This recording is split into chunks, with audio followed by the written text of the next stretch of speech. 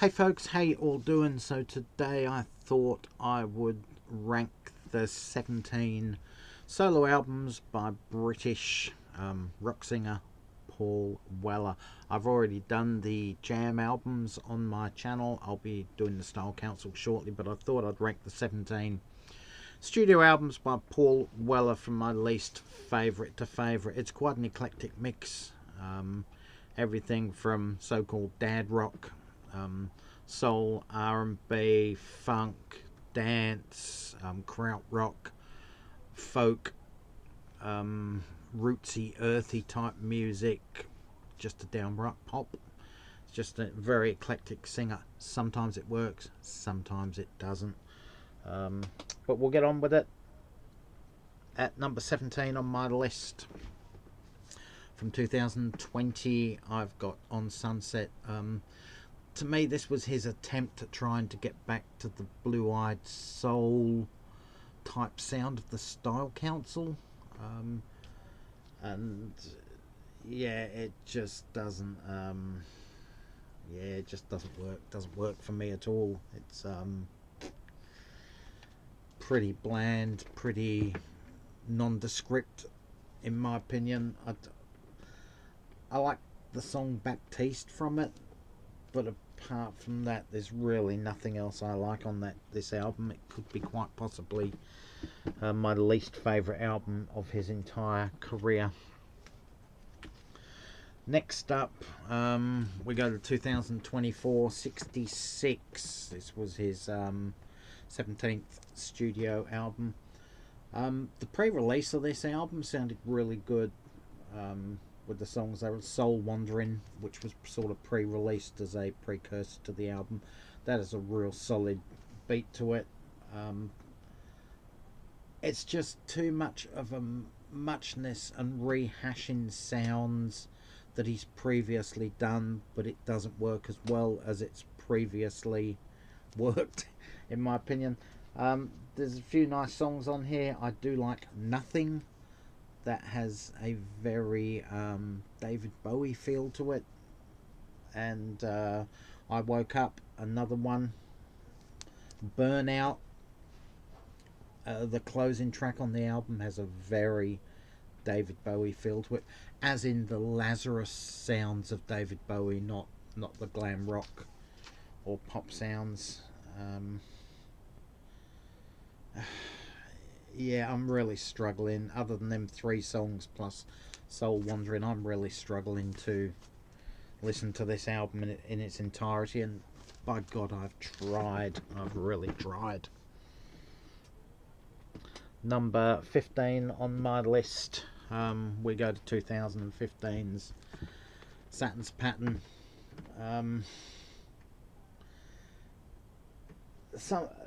These city streets in my car, they're just very, I don't know, simplistic, almost the sort of thing that a 16-year-old would be writing. It just sounds very simplistic and almost immature for what someone of his writing caliber should be doing. I do like the opening track, White Sky. Going My Way has a bit of a summery vibe to it. Where I Should Be isn't too bad. Pick It Up's okay. But yeah, like 66, there's just 4, maybe 5 songs that are good. The rest of it just seems filler. I do like the cover art on the album though. I think that's very good. Actually, I should have scored all these, shouldn't I? I'm looking at about 2.5 out of 10 for that one. 4 out of 10 for that one. Probably 4 out of 10 for that one as well. Next up, we go to 2018. This should have been a great album, in my opinion. Once Paul Weller announced he was going to be releasing a predominantly acoustic album, which was True Meanings, I thought, great, this is going to be fabulous. Paul Weller does acoustic songs so good. As early as English Rose and Liza Radley, and then you had the whole Style Council ones just came to pieces in my hands, and the whole Point of No Return, all those acoustic songs, absolutely fabulous. B-sides in his solo career, songs like Bitterness Rising from his debut album, fabulous. Paul Weller is absolutely brilliant, and of course you've got the tracks off Wildwood, which are fairly pastoral and acoustic as well. I thought this should have been a really good album. Was there 4, 7, 11, 14 songs? It's just all much of a muchness again. It just doesn't work. Every song just blends into another song for me. I think that lyrically it's very good. I just think his voice now isn't suited to being out in the front of a song like it used to be. He needs the electric sounds to cover up the frailties in his, what I consider, aging voice, alcohol and cigarette ravaged vocals. Soul Searchers is a really good song. That opens the album, absolutely fantastic. And I think White Horses, that closes the album, is another fantastic song. It's bookended by 2 great songs.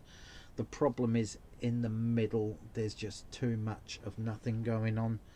I do really like the song Bowie, or Bowie, whatever you want to call it. Aspects is quite good. Again, apart from those 5 songs that I've mentioned and the 2 that I love bookending the album, this is just, it's a very, very average album. I just don't... Sorry, I know it sounds like I'm not a fan, but I'm a huge Paul Weller fan, but his latest offerings are just too much B-grade material that wouldn't have even have been B-sides of singles on 12-inch Style Council singles. Do you know what I mean? They just wouldn't have even been good enough for that. And it's really sad that he's only can deliver 3 or 4, maybe 5 good songs on an album, and the rest is filler. Again, 4 out of 10 for me. Now, it says how bad those 4 albums are because I'm not a covers album kind of guy, and yet I rate this album, Studio 150, far superior to any of those 4 that I've just mentioned. Fair enough, this one is okay. His cover of Wishing on a Star is absolutely brilliant. Thinking of You, absolutely brilliant. Birds, the Neil Young song, he's absolutely brilliant on that. Even the annoying Close to You from the Carpenters, I think he does a really good job on this as well. The Bottle is a really good cover as well. Early Morning Rain, the Gordon Lightfoot song. I think this is actually... See, I'm getting a bit more positive now as we're going into this now. I think this is a fairly good album as far as covers albums go.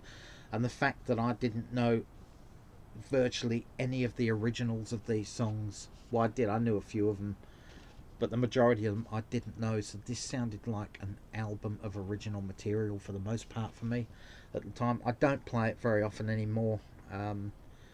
If ever. But this album comes in. It's a pass mark. It's a 5.5 out of 10. And I actually noticed on eBay, only in the last couple of weeks I was looking through whatever, and this album came up in my feed. And second-hand original pressings of this album are now selling for, nearly £200. That's just incredible. Yeah, incredible. So there's an option there one day of getting rid of this album if it goes down in my ratings very much further. But yeah, just over 5 out of 10. It's okay. Number 12 on my list, we go to 2021, Fat Pop Volume 1.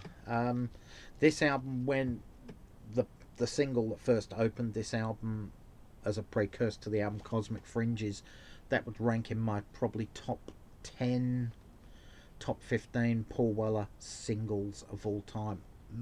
Absolutely incredible in my opinion. The great album opener. It's sort of electronic, almost kraut rock, but it's got that punky feel to it as well, which is really good. Shades of Blue is pretty good.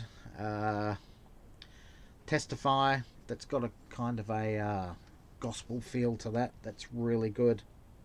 Moving Canvas is okay. She Glides the Stream is pretty good. But other than that, the rest of the album again is just very. It's very bland for me. But again, half the album is really good, and you just can't knock it. Yeah, Shades of Blue. That was actually a duet with Leah, his daughter, and she co-wrote it with him, and that's quite a good song. As far as Modern Weller goes, again, it wouldn't have made a B-side of a single in the Style Council days. But there is enough on here to keep you interested, but it's just not up to par of previous Paul Weller albums. Again, 5.5 out of 10 for me. 2012 Sonic Kicks comes in at 11. This was his Kraut Rock album. It's very electronic. Sorry, one of my records just fallen down there, and I don't want to have any damage to the cover. So yeah, number 11 on my list, 2012's Sonic Kicks. It's a very electronic sounding album. It's his Kraut Rock album. A lot of the songs on here deal with he's getting old, his age in, not quite looking back on his own mortality yet, but it's getting there, with songs like That Dangerous Age, for example. It took me about a decade to actually listen to this and start enjoying it. So 2012, 2022. Yeah, it was during the COVID time. I had not much to do, and I'm sitting down and I thought, I've got to listen to this. There's a reason I'm missing something on this album. I don't think I'm missing much. It's an okay album. There's nothing overly bad on this album, but there's nothing that really stands out and hits it for me. But at least I do like this album now, which is, 2 years ago I certainly wouldn't have liked this album. I would have ranked it right at the bottom for sure. So there's hope for all these other albums that I don't like, on Sunset 66, Saturn's Pattern. There's a hope that they will lift and I will like them at some point, but I just didn't. Apart from Green, That Dangerous Age is the best song on this album for me. Dragonfly is really nice, When Your Garden's Overgrown. Paper Chase, Be Happy Children. Again, like I said, there's nothing overly bad on this album. It's just average. Apart from 2 or 3 songs that are really standout songs. I do like that album cover though. I think that's a cool album cover, and it sums up the electric nature of the album. That would come in at 6 out of 10 for sure. Next up, we're going to go to 2017, at number 10 on my list, and it is A Kind Revolution. I love that album cover. Isn't that cool? I just think that's so cool, that album cover. Again, Woosie Mama has that New Orleans sort of Liam Russell type vibe happening to it. Nova's okay. Long Long Road. The Cranes are back. Hopper. One Tear. One Tear doesn't really fit on this album for me. It's a precursor to what he was going to be doing on Sunset. It's a duet with Boy George. Satellite Kid is very forgettable. It's very immature sounding song that a 16-year-old would write again. But overall, this isn't a bad album. There's enough on it to listen to this album and actually enjoy it. So 7 out of 10 for that one for me. Next up, we're up to 2000. Number 9, we've got Heliocentric. Really, really good album. It's got his Ronnie Lane tribute on here. He's the Keeper. Frightened is a fantastic song about a relationship that's just ended. You know where you go, you're scared of the future and what's going to happen. Sweet Pea, My Sweet Pea is one of those great acoustic sounding tracks that True Meaning should have been but isn't. That was a tribute to well, not tribute, sort of a song for his daughter Leah again. It's brilliant little video with Leah running around, etc. Whale's Tale tells the story of, you know, musicians always being at the whim of the media, basically. Back in the Fire, Dust and Rocks, There Is No Drinking After You're Dead. I don't like the album version, but I like the 12-inch version on the single. Believe it or not, the remix version, I think that's great. With Time and Temperance is brilliant. Loveless, Picking Up Sticks. This is really, really good album. Very underrated at the time. And yeah, it's just an underrated album. Again, it doesn't really go anywhere, but it's got a vibe. It's got a somber vibe to this album, if you get what I mean by that. With a couple of little happy moments in it, but it's a very somber sounding album. Yeah, pretty good album. 7 out of 10. Next up at number 8, this is all off the cuff that I'm talking here. I've got no notes apart from the ranking order and what year they were released. I've got no other notes for this, so it's all off the cuff. We're gonna go to this one. I'll take this one out because yeah, here we are. So we've got 22 Dreams at number 8 on my list. This was released in 2008. It's a double album. It's brilliant. It starts off with Light Nights and Sea Spray at the end there. 2 more really good acoustic tracks that he just couldn't match for the True Meanings album. So there's the track list in there. Have You Made Up Your Mind? All I Want to Do Is Be With You. Empty Ring is brilliant. Invisible tells the story of what it's like growing old, basically. It's just, yeah, it's really, really sad. Times, Cold Moments. Black River's really good. Push It Along is a great little rocker. Why Walk When You Can Run is actually sort of a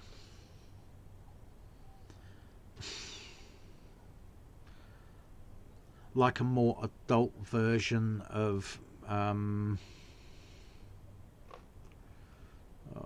what can I say, The Pebble and the Boy, for example, something like that from one of his earlier albums. It's just that the same sort of vibe, looking at a young child and seeing the way they're going to grow up, etc. The only real issue I have with this album, I think it's packed with really, really good songs. The issue I have is it's too long. There's too many instrumentals on it. There's got to be at least 6 instrumentals on this album from memory. There's nothing wrong with them, but I think he's trying too hard to be too eclectic with Walker Brothers type sounds, 60s sounds, etc., rock sounds, classical instrumentals, etc., slightly electronic at times. He's trying to be too clever. He's trying to be his White Album. That's the way I look at it, and I don't think it works completely, but then the White Album doesn't work completely neither. But this album cover is just brilliant. This is what I really wanted to show you. Look at this. Isn't that brilliant? Absolutely brilliant. It's worth buying just for the album cover alone. This one would come in at, I don't know, let's say 8 out of 10. Next up, we got the album that follows that one, 2010, Wake Up the Nation. These songs were written very quickly, Paul Weller said. They were basically written in the studio, recorded in 1 or 2 takes. Most of them are less than 3 minutes long. So it's a short, sharp album and short, sharp songs. Just like the songs from the early punk days when he started. Ex-Jam bassist Bruce Foxton appears on this song on a Fast Car No Traffic. You can hear his bass style on that song. It's brilliant. He's certainly got a sound, Bruce Foxton. Moonshine is a fantastic album opener. Straight in your face. Wake Up the Nation. No Tears to Cry. Brilliant.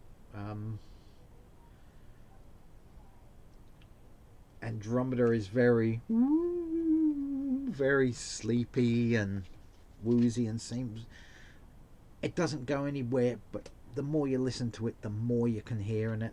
Great stuff. Find the torch, burn the plans, aim high, trees.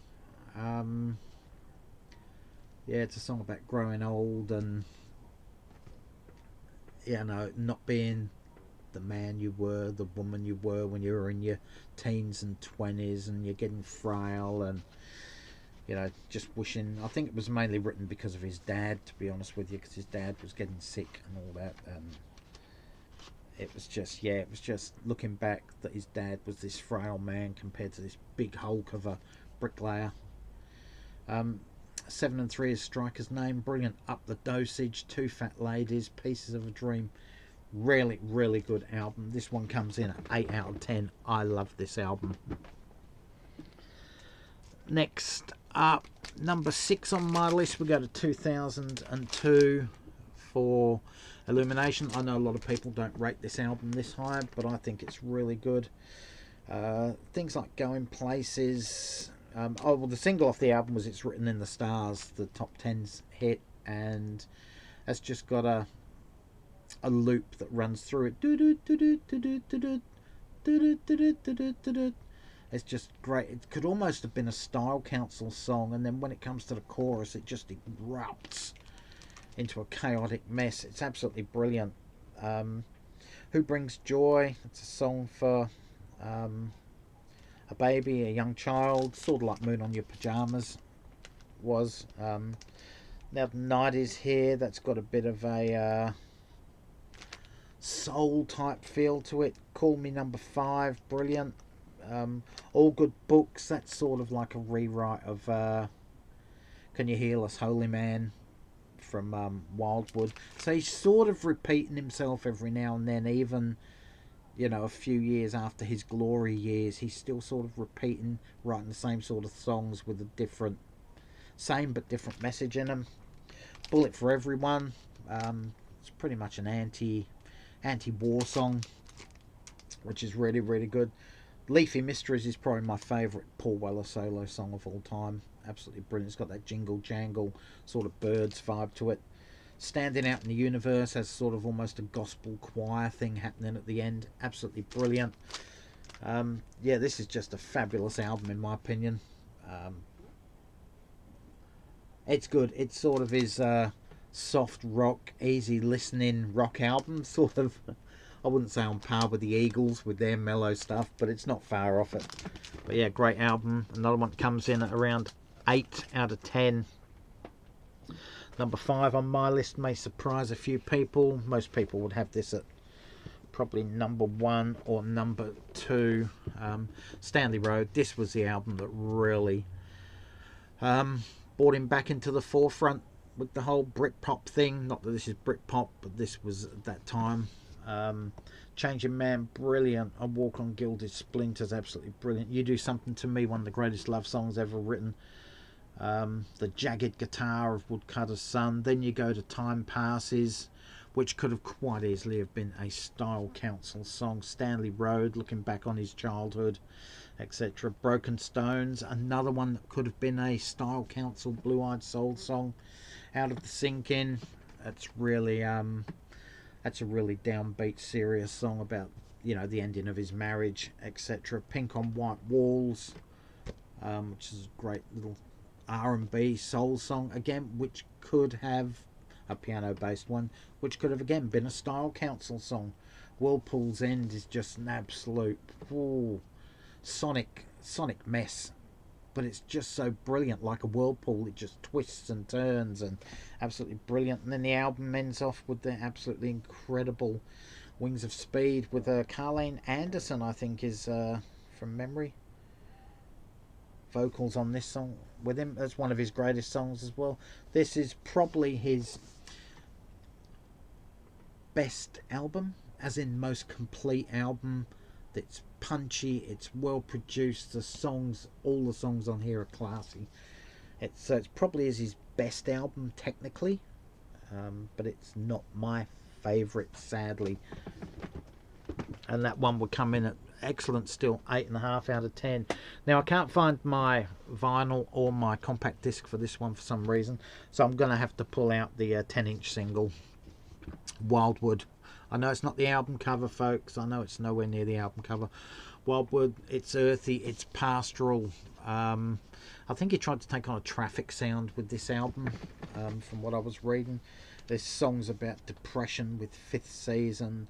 Has my fire really gone out? He's still got that self-doubt about his career, and if he's still, has a place in the music industry.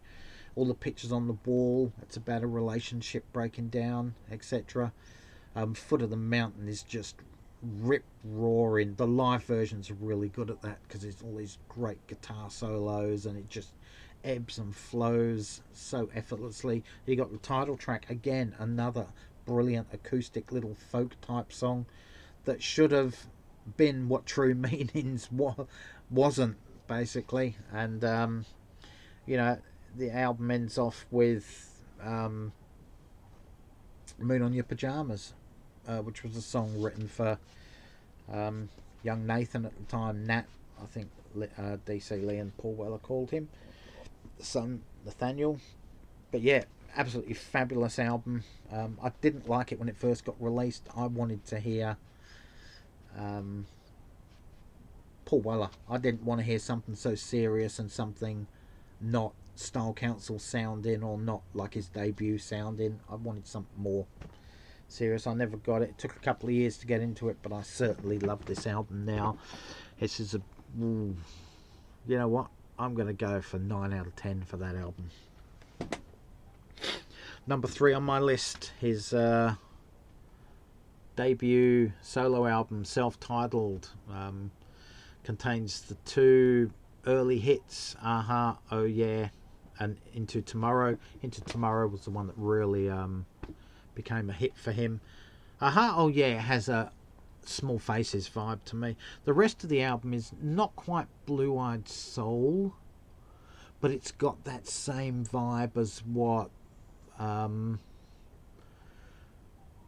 you get possibly from a progression of Confessions of a Pop Group by the Style Council, and that's exactly what it is. It's a progression, it's a moving forward. Above the Clouds probably is one of his greatest singles of all time as well. Remember How We Started, that sort of looking back at a relationship that's on the wane, but remembering how the relationship started and all the good times, etc. Bulrushes, Didn't Mean to Hurt You, it's another relationship song. Amongst Butterflies, absolutely brilliant. Bitterness Rising, it's just, yeah, it's about bitterness rising from the ashes of your youth, as in the line of the song. Cosmos. Strange Museum was actually co-written with Mick Talbot, and he does play on this album as well. This is almost the perfect Paul Weller album. It just flows so beautifully. Again, 9 out of 10 for me. Number 2 on my list, we have his 4th studio album. This was from 1997. Heavy Soul. This is his dad rock album, his guitar driven album. The big hit off this one was Peacock Suit, which has a very Beatle vibe to it, but that's the sound of this album. It's punchy, it's guitar driven. There's a couple of slower songs on it. I Should Have Been There to Inspire You. Again, another probably apologetic, sorry our relationship ended song to DC Lee. As You Lean to the Light, it's coming out of a relationship, etc. Mermaids, another jingle jangle pop song similar to Leafy Mysteries, absolutely brilliant. Driving Nowhere, that's just that acoustic guitar. It's a band sound, but it's acoustic driven. It's just absolutely brilliant. Heavy Soul is one of the heaviest songs he's ever done, like murky songs. It's just a brilliant rock album by Paul Weller. If I want to hear Paul Weller rocking out, this is the album that I go for. 9.5 out of 10. At least one album Paul Weller fans are going to know exactly what it is. This was released in 2005. This is As Is Now. This is my favourite Paul Weller solo album of all time. It includes a bang, bang, bang, 1, 2, 3, 3 great opening tracks. You go from Blink and You'll Miss It, which is just bang, right through to Paper Smile, which follows so beautifully, and Come On Let's Go. And then we get almost the dance hall sound of Here's the Good News. You got the folk of the start of Forever and Pan, All on a Misty Morning, acoustic folk song again. Savages, that's a bit of a thing about the Chechen rebels killing all those innocents at school and calling them savages. Fly Little Bird, it's just a beautiful little acoustic song. Roll Along Summer, that's could have possibly been a Style Council song if it had a different music to it. I Want to Make It All Right, it's a beautiful little piano ditty. From the Floorboards Up, that's a punchy 2.5 minute rock song. Can't knock that one at all. Bring Back the Funk, that's Paul Weller delving into funk again. Again, could have been a Style Council song. It has the same vibe as what shall I say? It would have to be a cover. Sort of cross between One Nation Under a Groove and yeah, that'll do. It's got a bit of a vibe like One Nation Under a Groove, Funkadelics, and it's absolutely brilliant. And the album ends off with The Pebble and the Boy. Brilliant. This album encompasses every style of music that Paul Weller has ever done.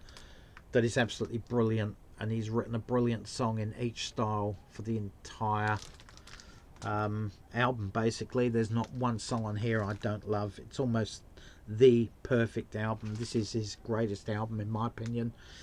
I still think Stanley Road is the better album, the way it's produced and sounds, but the songs top Stanley Road for me on this album. Absolutely brilliant. This one comes in at, again, a 9.5 out of 10, because nothing is a perfect 10 out of 10. So there you go, folks. That's my look at the 17 albums, solo albums of Paul Weller as a solo artist. Let me know in the comments section below, what do you think of these albums? Are my rankings wrong? Are they so far wrong? It's not funny, I don't know. But it seems to be his albums over the last 12 years are the ones that end up in the bottom half for me. Does that say something about Paul Weller? I don't know. Anyway, guys, thanks for watching. Stay safe, take care. All for now. Catch you around, and bye, folks.